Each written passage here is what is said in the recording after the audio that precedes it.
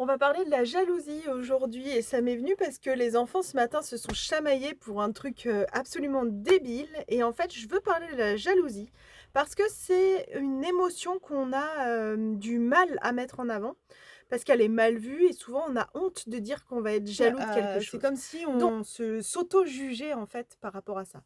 Quand on est jaloux, on a presque honte immédiatement, donc on essaye de taire ce truc ou de pas montrer qu'on est jaloux.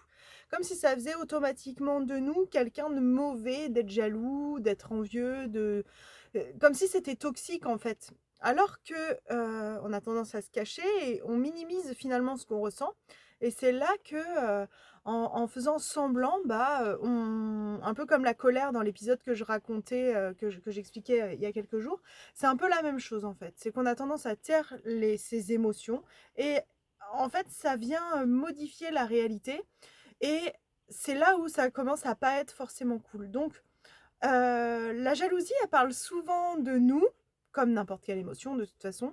Elle vient parler de nos manques, de nos frustrations, de nos rêves qu'on aurait tendance à repousser ou des désaccords qu'on va avoir et qu'on a eu quand on était, plus jeune.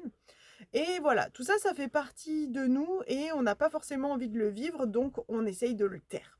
Et je crois qu'il y a énormément de femmes finalement qui passent leur temps à regarder ailleurs, au point de ne même plus voir ce qu'elles ont déjà sous les yeux. Et ça arrive sur beaucoup de sujets.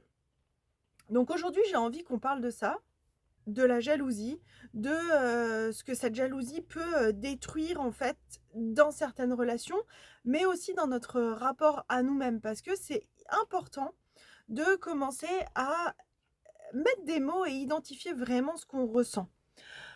Pour commencer, petit rappel, pense bien à t'abonner. C'est important pour moi dans le sens où je lance cette chaîne YouTube et donc du coup j'ai besoin de pouvoir commencer à créer un petit peu plus de trafic sur ma chaîne. Donc si tu veux apprendre à mieux comprendre tes émotions, apprendre à mieux te connaître, c'est le lieu idéal pour toi pour avoir plus d'infos. Moi je suis Émilie, je suis coach en évolution professionnelle. En ce moment, je termine mon voyage aux États-Unis, au Canada, après 14 mois de voyage. Et donc, le principe, là, c'est de vous partager nos 50 derniers jours de voyage avec 50 prises de conscience par jour. Donc, ce que la route m'apprend sur ce dernier laps de temps. Donc aujourd'hui, j'ai envie de continuer cette petite série autour des émotions. Il va y avoir plusieurs thématiques et là donc on va parler essentiellement de la jalousie dans cet épisode-là. Bon, clairement, je crois que c'est devenu difficile aujourd'hui de vivre dans cette époque-là. On fait que de se comparer en fait finalement aux autres, à regarder la vie des autres. Celui qui va acheter le dernier truc à la mode, la dernière piscine, la dernière télé, les réseaux sociaux, n'en parlons pas, ça aide pas. Donc en fait, on compare toujours nos réussites, les couples, les voyages, l'éducation, les corps, les projets, les différentes décos de maison. Et en fait, on a toujours l'impression que c'est parfait chez les autres et on finit par commencer à nourrir un peu de jalousie. Beaucoup de femmes, en fait, commencent à vivre davantage dans l'observation de la vie des autres que dans la construction de la leur. Et là, c'est là que ça commence à créer des disparités parce que la jalousie, elle fait énormément de dégâts quand elle n'est pas comprise. C'est-à-dire que à force d'observer ce qui se passe chez les autres, ça vient créer beaucoup, beaucoup de comparaisons, parfois de l'amertume, ça vient créer des tensions, des conflits, des frustrations. Et en fait, à force de comparer tout ça, on n'arrive même plus finalement à savoir ce qu'on veut vraiment parce que souvent c'est les autres qui nous donnent envie d'avoir des trucs auxquels on n'avait même pas imaginé. Donc parfois même, ça vient abîmer des relations parce que on aimerait avoir la vie d'un tel ou un tel, mais franchement, il y a ce truc de on sait jamais ce qui se passe réellement chez les autres. Au lieu d'admirer, peut-être qu'on pourrait s'inspirer et on commencerait inconsciemment à ne plus se sentir moins qu'eux. Et ça, ça pourrait peut-être alléger certaines douleurs. Mais honnêtement, est-ce que moi, je crois que la jalousie devient surtout destructrice quand elle reste, inconsciente. Quand on commence à mettre un peu plus de mots sur la jalousie, on vient souvent pointer quelque chose qu'on désire profondément. Ça peut être la liberté, un peu plus de confiance, une relation, un mode de vie, une capacité à oser aussi des fois et ça peut être un projet qu'on rêve secrètement de vivre et on voit que une amie se lance et le fait. Et donc des fois, bah voilà, ça vient bloquer certaines choses. Donc, il peut y avoir, ce qui reste bloqué, ça va être la comparaison, ça c'est clair et net, la frustration et le regard tourné vers les autres. Alors qu'en réalité, la jalousie pourrait devenir une véritable direction. Et ça, c'est une notion de coaching que je vais t'expliquer. Donc en coaching, la notion, c'est vraiment d'essayer de comprendre son émotion, de l'associer ou de la dissocier pour arrêter de s'autodétruire en fait, on pourrait dire ça comme ça, parce que le problème, c'est qu'à force de regarder ailleurs, beaucoup de femmes finissent par ne plus rien voir. Elles ne voient plus leurs propres ressources, les opportunités qui s'offrent à elles autour, leur envie réelle, parce que finalement elles vivent dans les envies des autres, et du coup elles s'éloignent de leur propre chemin.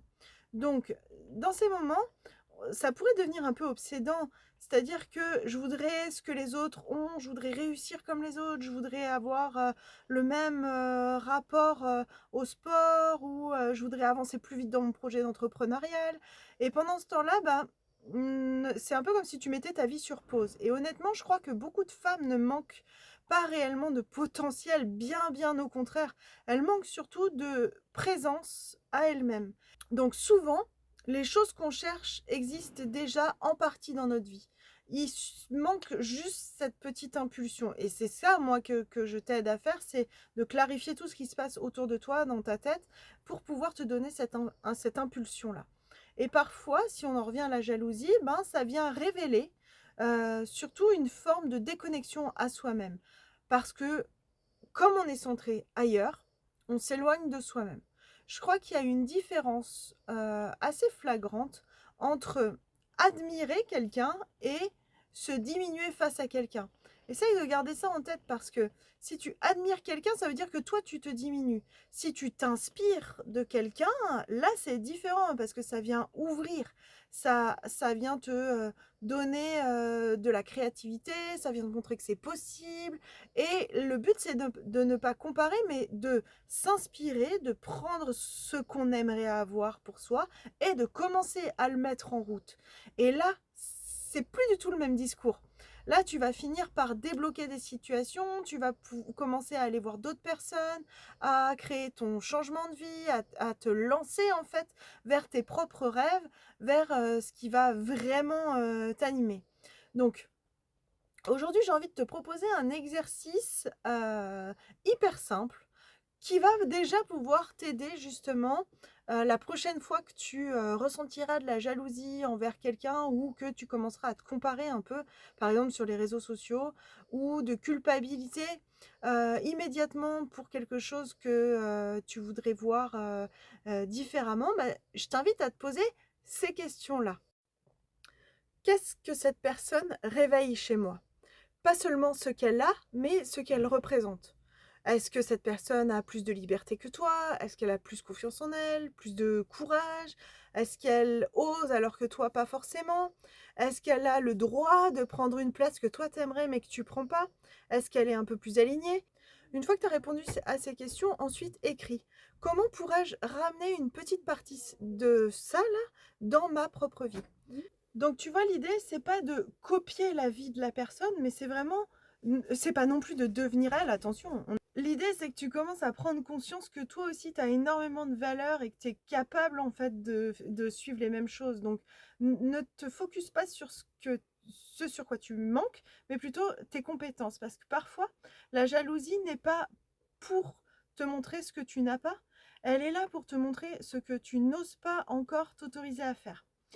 Dis-moi en commentaire de cet épisode, est-ce qu'il y a déjà une personne qui a réveillé chez toi quelque chose qui amène de la jalousie, pour que tu essayes de comprendre un peu le mode de fonctionnement de cette émotion. Et puis nous, on se retrouve demain pour un nouvel épisode.